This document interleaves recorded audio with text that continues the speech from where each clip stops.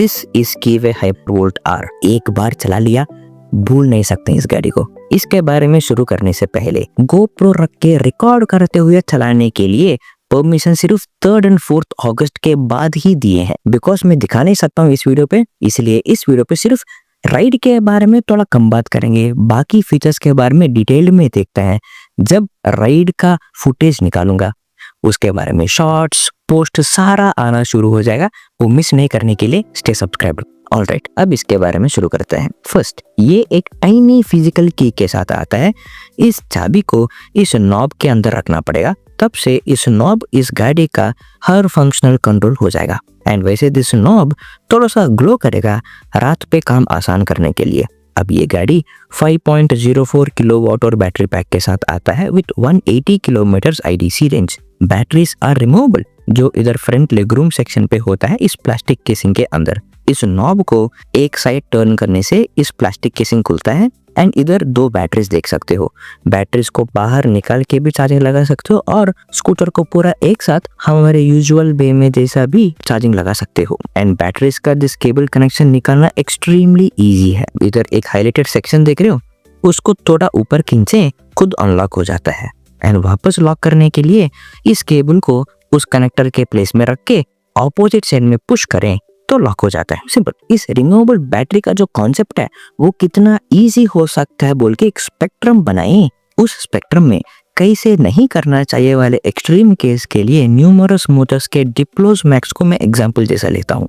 And the other side is hero विडा which is extremely simple. कोई cables ही नहीं है, सुपर इजी उस बैटरी को निकालने के लिए उस गाड़ी में से। इस स्पेक्ट्रम में कीवे का बैटरी सिस्टम समवेयर बीच में रहेगा।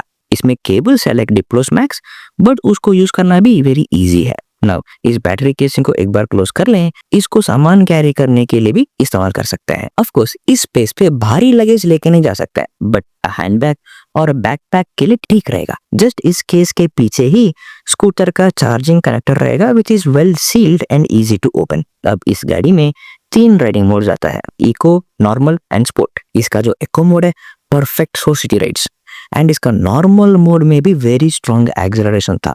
Sports mode insanely strong acceleration, सिर्फ 2.3 सेकेंड्स में 0 to 40 km स्पीड तक जा सकता है।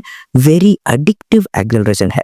इसको मैं सिटी राइड्स में, टाउन राइड्स में जहां पर लोग रहेंगे I won't recommend this, but खाली रोड पे आने वाला मजा अलग ही बात है। Thanks to this mid mounted PMSM motor with 12 kilowatt peak power and 72 Nm of torque।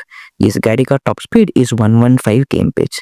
इसमें वैसे T मोड नाम से एक और मोड है, इसको मैंने ट्राई नहीं किया, बट शोरूम वाले ने मुझे कहा कि अगर चार्ज कम है इस T मोड एक्टिवेट करके स्पीड लिमिट मोड के जैसा स्पीड को लिमिट करके रेंज को मैक्सिमाइज कर सकते हैं, ताकि पास में कोई चार्जिंग सॉकेट है वहां तक पहुंचने जैसा। एंड नाउ इसका रिवर्स मोड, उसको एक्टिवेट करने के लिए इस R बटन को ऐसे पकड़ के रखना पड़ेगा एक्टिवेट होने के लिए। एंड वैसे इस गाड़ी के टेल लाइट के पास एक रिवर्स कैमरा रहता है। Once the reverse mode is on, इधर डिस्प्ले पे एक वाइड एंगल व्यू देता है। इसमें अगर पीछे कोई गाड़ी है, कोई इंसान है, कोई वार्निंग नहीं देगा, but to have a visual feed it's good enough. Also dashboard का विजिबिलिटी अच्छा रखने के लिए एक ब्लैक प्लास्टिक केसिंग रखा हुआ है इस डैशबोर्ड के ऊपर, जो एक शैडो बना के इसका विजिबिलिटी अच्छा रखता है। एंड साइड्स के लिए ब्लाइंड स्पॉट मॉनिटरिंग है on the rear view mirrors. Now इसका हैंडल कंट्रोल्स भी काफी अच्छा है, प्रीमियम फील देता है, रेस्पॉन्सिव है, सैटिस्फाइंग क्लिक्स देता है। इसका रीजनरेशन वेरी मिनिमल है, आपको बेयरली फील होगा, but I like it. Front and rear are disc brakes with dual channel ABS।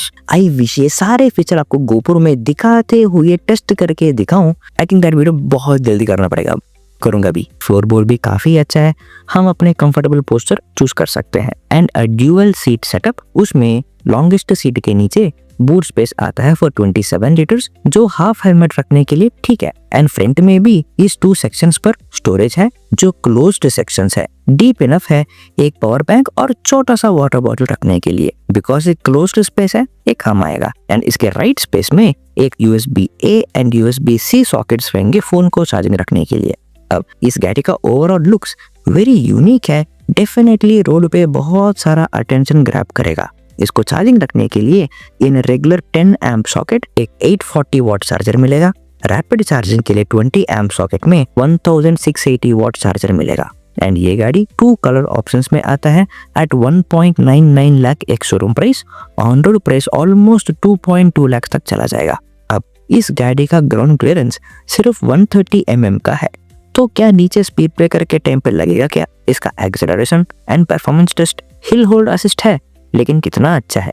गाड़ी को चार्जिंग लगाना कैसे?